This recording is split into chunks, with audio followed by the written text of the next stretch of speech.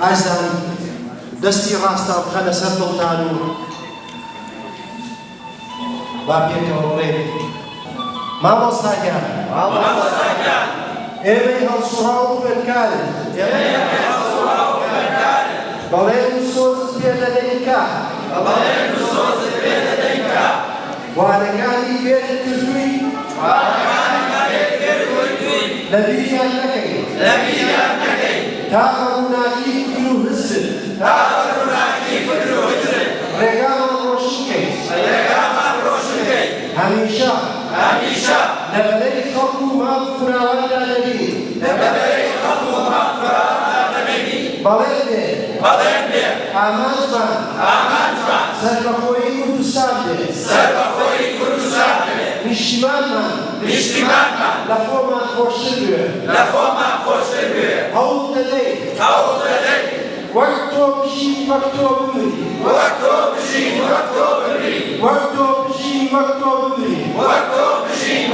بمری زۆر سپاس بۆ هەموو لایەنە دەستان خۆش وێنەواری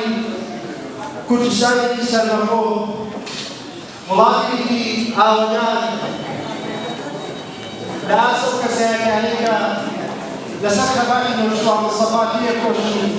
بۆ ئامانجەی کوردی کاک دەوشتوان بیستێتەوە درود بۆ گیانی کاک دەوشتوان ڕەوانی شاد بێ سپاس بۆ هەموو بەڕێزانەی کە لێرە هاتنە پێشەوە دەستان خۆش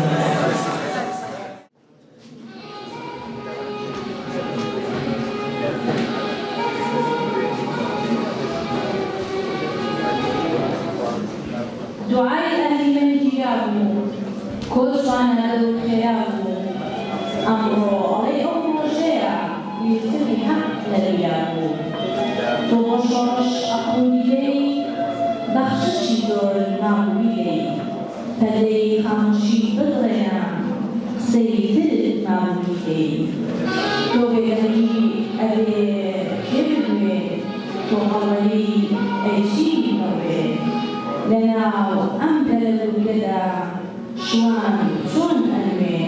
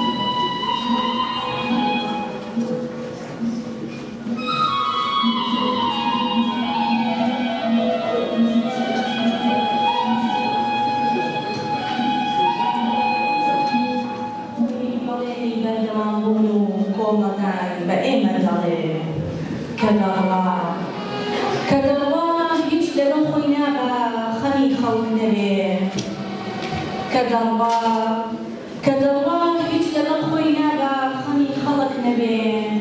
هەر بۆیە خەڵکیش لە ئامێزی دەرێ و لەناو دڵیان پرسەی ماتەنینی بۆ دەگێڕن کاکنەشیوان 73 ساڵ تەمەنی بوو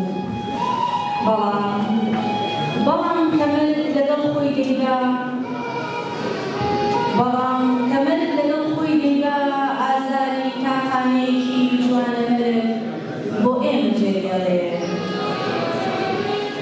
جگە لە ڕاستگۆیی و پاشی جگە لە ڕاستگۆیی و پاشی خۆنەویستی و دڵسۆزی ئازایەتی و جوانێتی خەمخۆری و ئەمەکداری ئەبێت چیتر وا بکە ئەبێت چیتر وا بکە مناڵێک لە سەرەتاکانی